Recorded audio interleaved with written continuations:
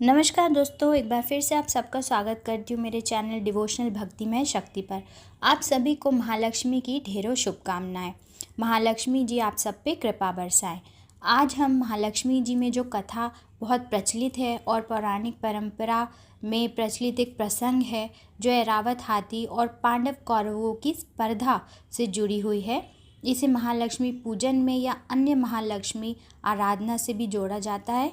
आज हम उसे आपको बताएंगे, तो आप ध्यान से सुनिए। इस कथा में हम कौरवों पांडवों के बारे में बताएंगे। महाभारत काल में जब लक्ष्मी पूजन का अवसर आया तब कौरवों ने ये ठाना कि वे अपनी शक्ति और वैभव दिखाएंगे। उन्होंने मिट्टी से एक बहुत ही विशाल हाथी निर्माण किया। वह देखने में वास्तव में बहुत ही अच्छा लगता था, वास्तविक हाथी जैसा लगता था, लेकिन वह केवल बाहरी दिखावा था।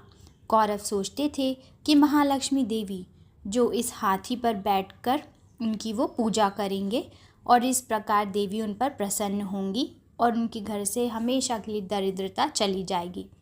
वहीं पांडवों की एक साधना थी। दूसरी ओर पांडवों के पास वैभव या सामर्थ्य इतना नहीं था कि वे इतना विशाल हाथी बना सकें, परंतु उन्होंने सच्ची भक्ति और तपस्या की। वे मन, वचन और कर्म से महालक्ष्मी की आराधना करने लगे। उन्होंने अपने हृदय की पवित्रता को ही पूजन का आधार बनाया।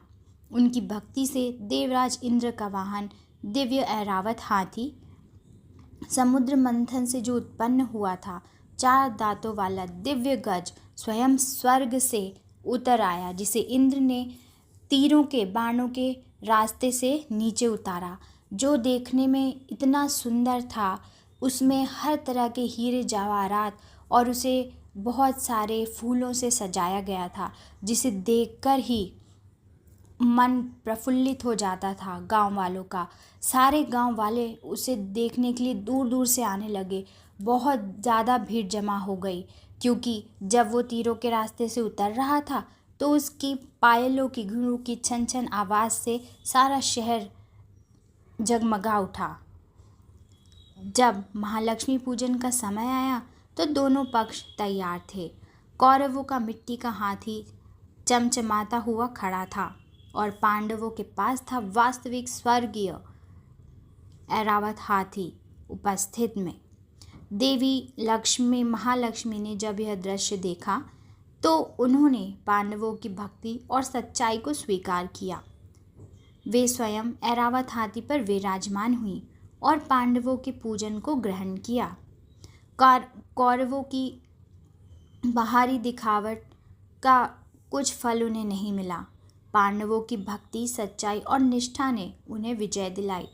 इसलिए कहा जाता है कि महालक्ष्मी केवल धन दौलत वैभव या बाहरी आडंबर से नहीं, बल्कि सच्चा निष्ठा और श्रद्धा से प्रसन्न होती हैं। यह कथा महाभारत से जुड़ी लोकमान्य परंपरा है, जिसे विशेषकर महालक्ष्मी पूजन में सुनाया जाता है। इससे हमें यही शिक्षा मिलती है कि सच्ची भक्ति और ईमानदारी से किया गया कार्य ही फलदायी होता है। तो अगर आपको ये कहानी अच्छी लगी, कथा अच्छी लगी, तो इसे आप ज़रूर पढ़िए और सुनिए महालक्ष्मी जी के व्रत के दिन। और धन्यवाद दोस्तों।